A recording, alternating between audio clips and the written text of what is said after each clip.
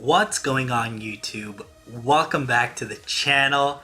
Today we're actually going to go through one of our drafts that we had very recently in a new draft league. It is the PTL, which is very famous and known. We're on the 9th season right now, and I'm looking very much forward to it. So if you're as excited as I am, then make sure you hit the like button and the subscribe button down below, and let's get into it. The reason I'm recording from this new setup right now is because I'm home on holiday break, but I remembered to bring all my equipment, so the quality should be about the same, but as you can see, the setting is a bit darker and all that stuff. But anyway, let's get into it. And I had a very good idea going into this draft because I had a specific idea in mind that I wanted to perform on. And that specific idea was Hydreigon. I was picked number 6 out of 16, and so I was able to scoop a Hydreigon first, which is a 16 pointer. Everything is level 50. Hydreigon is really strong. It's a defogger, it's a good scarfer, it's a good pivot with U-turn. It's very crazy strong dual stab, good coverage all around. I really like this a lot. It has recovery with roost. Yeah, it just has, and it even has Dragon Dance if it wants to go physical for like a setup sweeping option. If it wants to do that, you can play supportive with like Taunt, Thunder Wave, stuff like that. Maybe even Roar and stuff like that. So just a really solid overall mind. But my plan for this draft that I was hoping getting back to me, because everyone was so focused on the 20 pointers, on the 19 pointers. So I was able to scoop the 16 pointer, and I was hoping a 17 pointer got back to me, and it did. And it was Aegislash itself. Now Aegislash is really strong. Very good dual typing in terms of having a lot of resistances. Its ability is so key in how it plays, being able to switch from having these attack stat 50 and defense 40, 140s, having them swap based on which form you are will immediately give you a lot of defensive or a lot of offensive presence depending. And compared with Hydreigon, there is very, very few typings that can consistently break them. For example, Steel is covered by Ghost being immune. Fairy is covered by Steel Resist. Its Fire type weakness is covered by Hydreigon. Dragon type, its Ground type weakness is covered by its ability Levitate. Its Ghost type weakness is covered by the Dark typing. So they cover each other insanely well in terms of typing. And also because one is usually more physical, can go special. Like if I can go like Hydreigon Physical Sweeper, Aegislash Special, or I can run like more like a standard Aegislash Physical, standard Hydreigon Special if I want to. And as I got these picks, I was like very on the fence about what to get, but I knew I needed a good water because this is weak to ground and fire, and I don't really just want one answer for that. Because Hydreigon might be gone, and I might use it for offensive capabilities, meaning it's going to be weaker on the defensive side if I invest offensively, and so on and so forth. So my next pick is actually Milotic, believe it or not. Milotic is a really solid pick all around, really good special defensive mod, so I kind of need something that's physically defensive to cover for it. But since this is tanky on both sides coming in, it can actually kind of pivot a little as well into some hits. It doesn't have U-turn, but still great defenses with the defense style. The thing about Milotic that I really, really like is being able to have Flip Turn and Dragon Tail.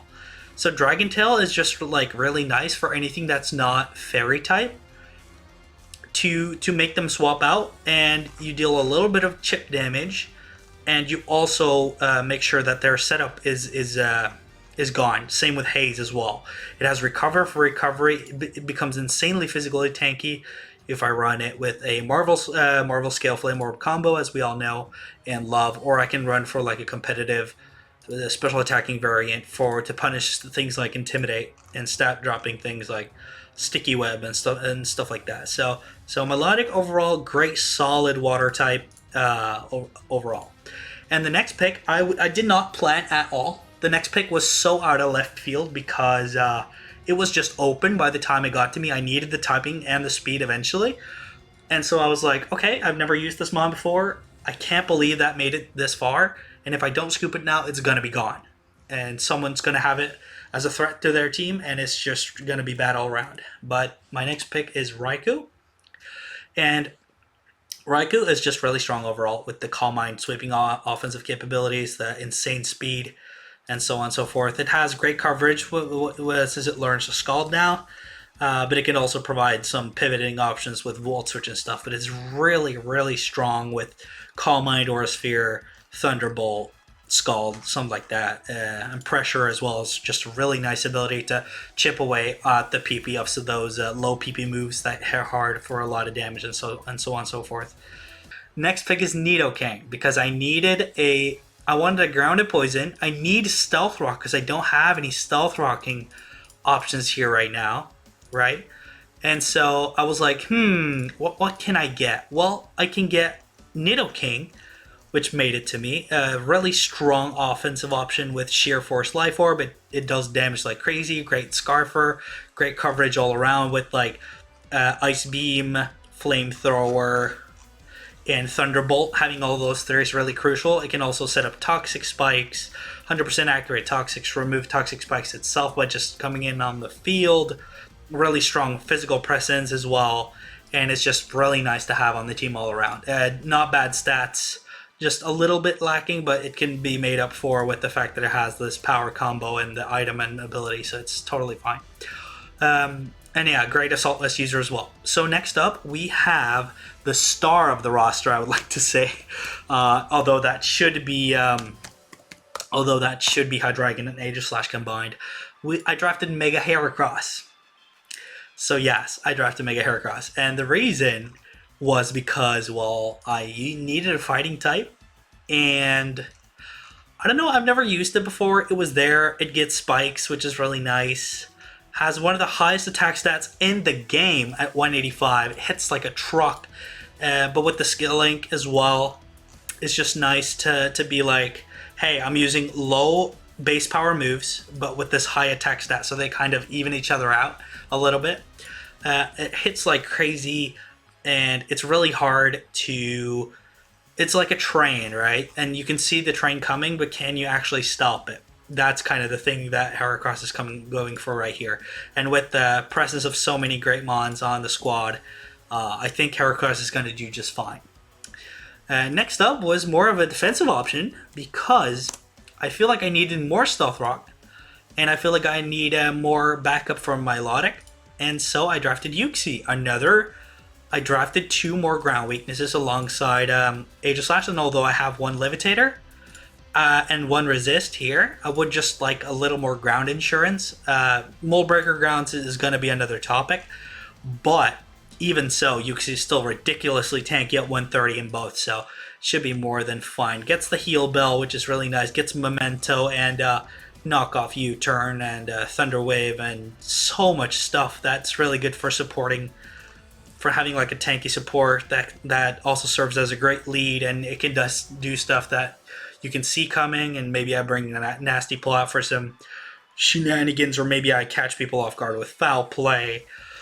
There's so much stuff that Uxie can do, and it's just a really, really great defensive mon, which I wanted my Psychic type to be. And so after Uxie, I actually needed more removal, because I have only Defog on Hydreigon, and I was like, okay, I need more removal, and I would like more pivoting, because I have U-Turn here, I have Volt Switch here, and I have U-Turn here. So just like a little bit more insurance, and my points are running low because I scooped Raiku, which was 14 points and high. So I scooped Sarina. Sarina is a kind of a low tier, very good mon. Yes, it's only physical, basically. But the speed is nice, and it can rapid spin to increase that speed further and remove hazards for me, which is really nice. Decent coverage, with Knockoff being super vital. Player Off is there. High Jump Kick is going to be super nice. Acrobatics I might utilize in some matchups. And it can heal itself with Synthesis. It can taunt stuff. It can triple Axle, which is super nice.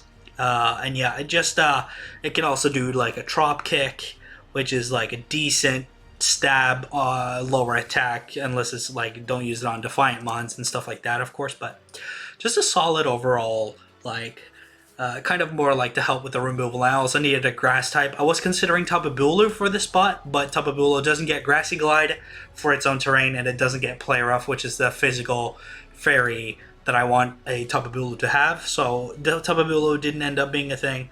But then we drafted Diancie right here, which is another just great defensive mon. 150 each. So we have kind of like, I don't have a dedicated physical tank.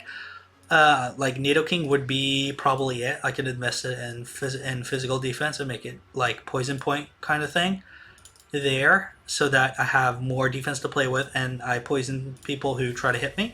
But Diancie is just great because it's another self-rocking option. It's another heal belt option.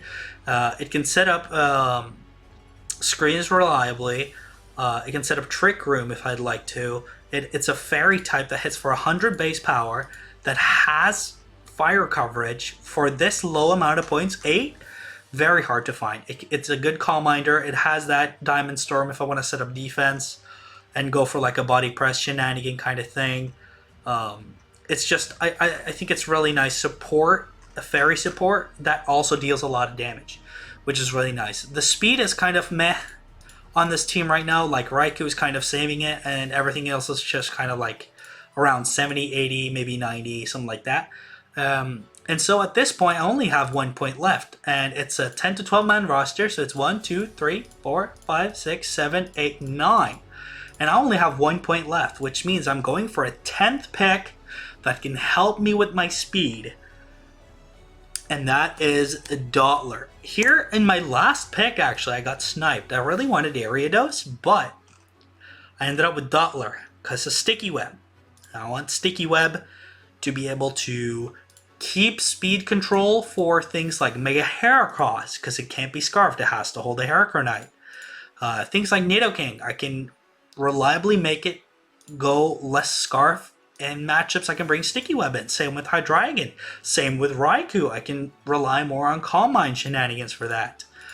Even though it has agility, of course. So it's just like I have these really strong defense line in Milotic, Uxie, Sarina somewhat, and Diancie, and then I have the really strong offense with the Hydreigon Aegis / combo, Raiku, Nidoking, which can also be like a leader, and then Sarina also hits hard, but mostly Mega Heracross gets really tons of utility based off of having Sticky Web available.